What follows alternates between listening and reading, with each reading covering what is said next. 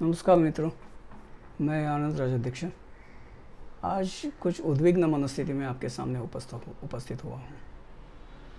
मित्रों, कुछ दिनों से हम देख रहे हैं G7 के अवसर पर हमारे प्रधानमंत्री मोदी जी और इटली की प्रधानमंत्री जॉर्जिया मेलोनी जी, इनके फ़ोटोज़ हम देख रहे हैं, उनके वीडियोस देख रहे हैं और उन दोनों के बीच में जो एक केमिस्ट्री है वो हम देख रहे हैं। अब उसको लेकर हम कुछ बहुत से गंदे लेवल के तंज देख रहे हैं सोशल मीडिया में। उसी को लेकर मुझे एक बात कहनी है।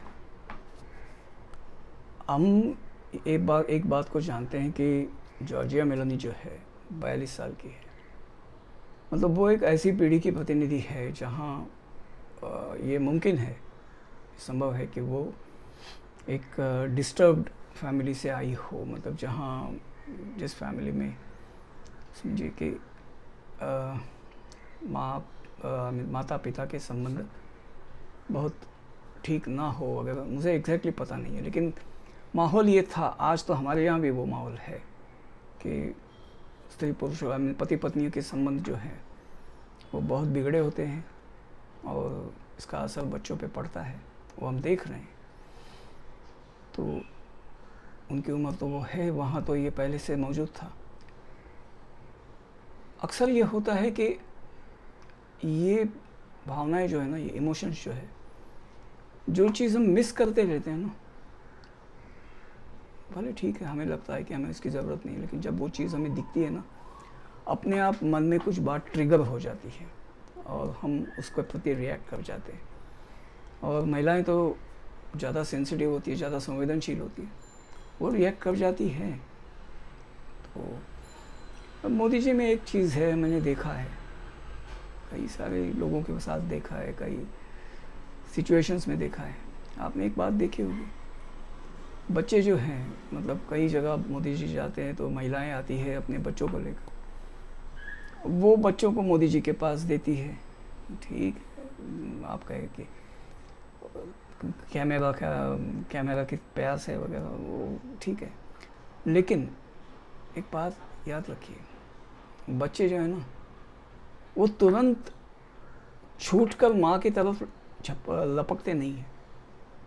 आप कभी किसी, मतलब कितना भी प्यारा बच्चा हो, आपका कितना भी आपके कितने भी करीबी रिश्तेदार का बच्चा हो, अगर पहली बार आप मिल रहे हैं ना, वो बच्चा तुरंत नहीं आएगा आपके पास। आप उसे ज़बरदस्ती से लेंगे या वो उसकी माँ भी आपको देगी तो भी नहीं आता, लपक कर माँ के पास जाता है या पिता के पास जाता है, रोने लगता है।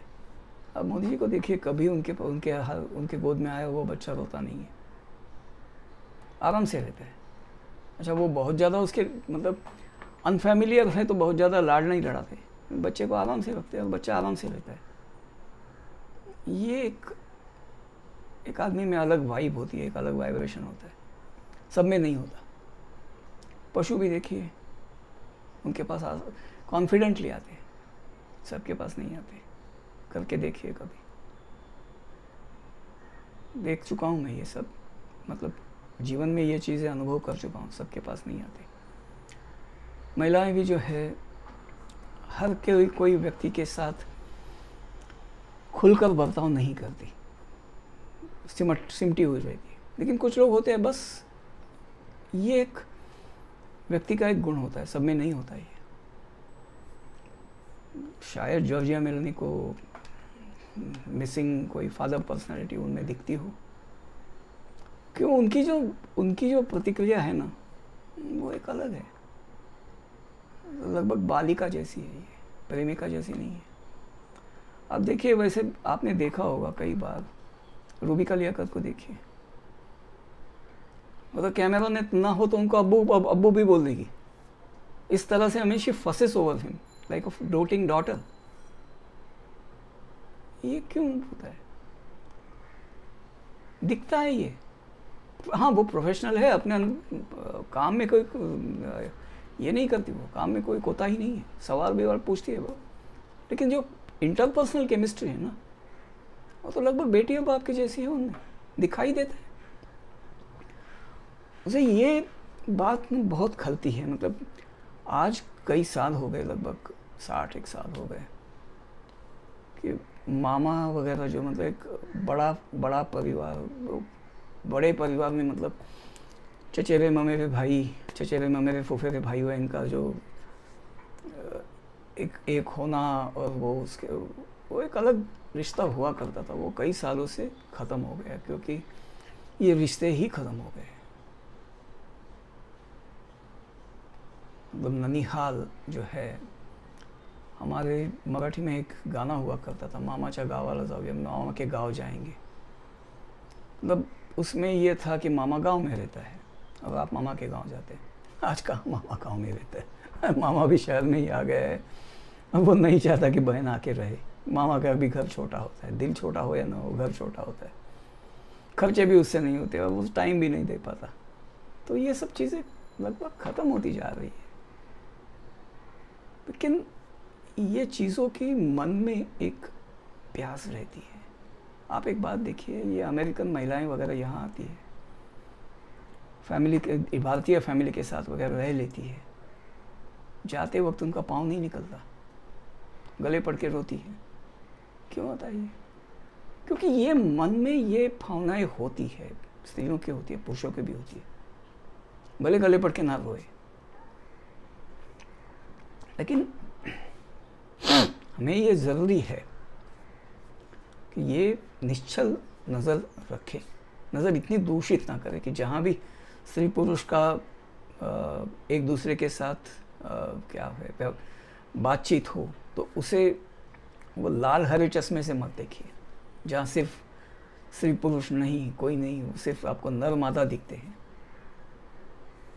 मतलब वो हरे चश्मे से देखना जहाँ आपको सगी बहन छोड़ के सभी भाई बहन आपको नर मादा ही दिखते हैं, वो नज़र जरा इतनी हमारी नज़र दूषित नहीं थी।